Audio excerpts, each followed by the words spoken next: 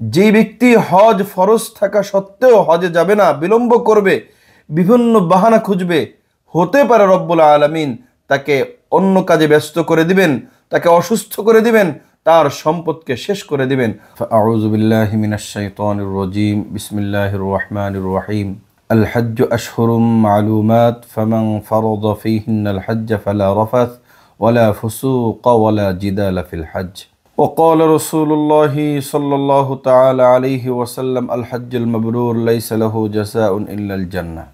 অত্যন্ত তাৎপর্যপূর্ণ ফজিলতপূর্ণ একটি ইবাদত হজ, ইসলামের অন্যতম একটি বিধান, ফরজ বিধান, হজের বিধান। আল্লাহ পাক যাদেরকে সুযোগ দিয়েছেন, আল্লাহ পাক যাদেরকে তৌফিক দিয়েছেন, আল্লাহ পাক যাদেরকে কবুল করেছেন, তাদের কাল বিলম্ব না করে অবশ্যই বাইতুল্লাহ যাওয়া উচিত। হাদিস শরীফের মাঝে আল্লাহ রাসূল সাল্লাল্লাহু তাআলা আলাইহি ওয়াসাল্লাম বলেছেন, যার উপরে হজ ফরজ সে যেন কাল বিলম্ব না করে দ্রুত সময় হজ করে। হাদিসের শব্দ ফালিউআজ্জিল, সে যেন তাড়াহুড়া করে। কারণ হাদিসের ভাষায় আল্লাহ রাসূল সাল্লাল্লাহু তাআলা আলাইহি ওয়াসাল্লাম বলেছেন, হতে পারে সে অসুস্থ হয়ে যাবে, অথবা সে অন্য কাজে লিপ্ত হয়ে যাবে, ব্যস্ত হয়ে যাবে, অথবা তার পাথেও তার যেই সম্পদ আছে এই সম্পদ শেষ হয়ে যাবে। যদিও এই হাদিসের ব্যাখ্যায় কোনো মুহাদ্দিসিন ইকরাম অত্যন্ত কঠিনভাবে বলেছেন, মাফহুমে মুখালিফ হিসেবে, যেই ব্যক্তি হজ ফরজ থাকা সত্ত্বেও হজে যাবে না, বিলম্ব করবে, বিভিন্ন বাহানা খুঁজবে, হতে পারে রব্বুল আলামিন তাকে অন্য কাজে ব্যস্ত করে দিবেন, তাকে অসুস্থ করে দিবেন, তার সম্পদকে শেষ করে দিবেন। অর্থাৎ সম্পদ থেকেও যেই ব্যক্তি বাইতুল্লাহ যেতে গড়িমেশি করবে, আল্লাহ পাক তার বাইতুল্লাহ যাওয়ার পথকে রুদ্ধ করে দিবেন।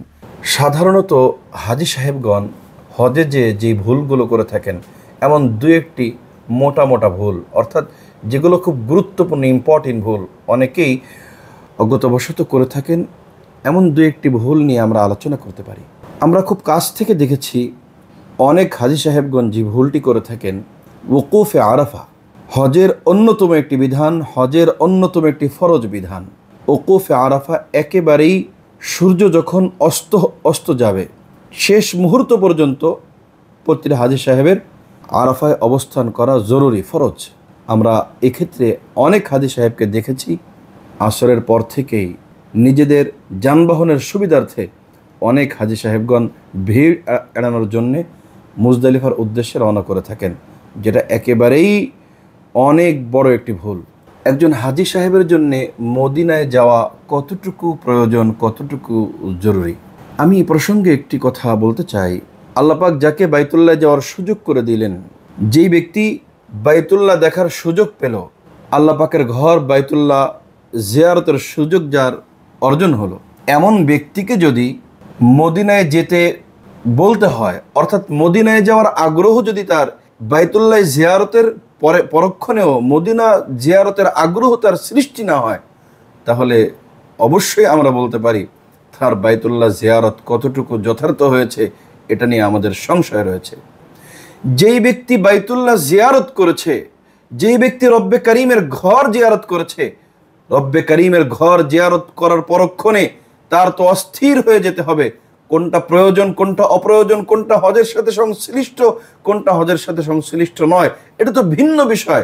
হ্যাঁ, অবশ্যই যদিও মদিনার সাথে হজের বিধানাবলীর সাথে সম্পর্ক এটা নেই, এটা অবশ্যই যদিও আমরা বলবো, কিন্তু যেই মানুষের অন্তরে রব্বুল আলামিনের ভালোবাসা আছে, বাইতুল্লাহর জিয়ারত যে ব্যক্তি করতে পেরেছে, সেই ব্যক্তি কিভাবে প্রিয়নবী মুহাম্মদুর রাসূলুল্লাহ সাল্লাল্লাহু তাআলা আলাইহি ওয়াসাল্লামের রওজা আতহার জিয়ারত না করে ফিরে চলে আসবে, এটা তো কল্পনাও করা যায় না।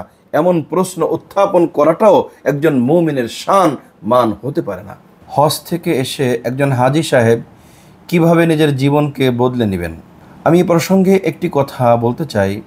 যেই ব্যক্তিকে রব্বুল আলামিন হজে যাওয়ার সুযোগ করে দিয়েছেন, যেই মানুষটি রব্বুল আলামিনের ঘরের মেহমান হতে পেরেছে, যেই মানুষটি পবিত্র ভূমিতে যেতে পেরেছেন, যেই মানুষটি সর্বকালের সর্বশ্রেষ্ঠ মহামানব আকায়ে নামদার তাজদার মদিনা জনাবে মুহাম্মদুর রাসূলুল্লাহ সাল্লাল্লাহু তাআলা আলাইহি ওয়াসাল্লামের রওজা আতহারের পাশে দাঁড়িয়ে সালাতু সালাম পেশ করার সৌভাগ্য অর্জন করেছেন।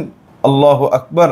রব্বুল আলামিনের নির্বাচিত মানুষ ছাড়া, রব্বুল আলামিনের বিশেষ বান্দা ছাড়া এই ইবাদাহগুলো, এই গুরুত্বপূর্ণ আমলগুলো যে কারো ভাগ্যে এটা সম্ভব নয়।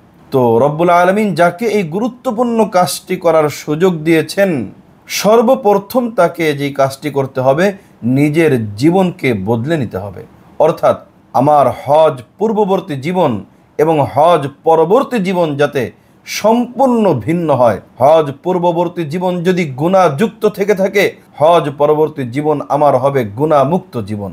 হজ পূর্ববর্তী জীবন যদি আমার থাকে সুদ, ঘুষ, বিভিন্ন দুর্নীতি, অনিয়ম, বিভিন্ন ধরনের গুনাহের মাঝে জড়িত, তাহলে হজ পরবর্তী জীবন আমাকে হতে হবে সর্ব ধরনের নাফরমানি মুক্ত, হাতের গোনা, পায়ের গোনা, চোখের গোনা, সব ধরনের গোনা থেকে মুক্ত হয়ে অন্তরকে পরিষ্কার পরিচ্ছন্ন করে একজন আদর্শ মানুষ হিসেবে জীবন যাপন করতে হবে।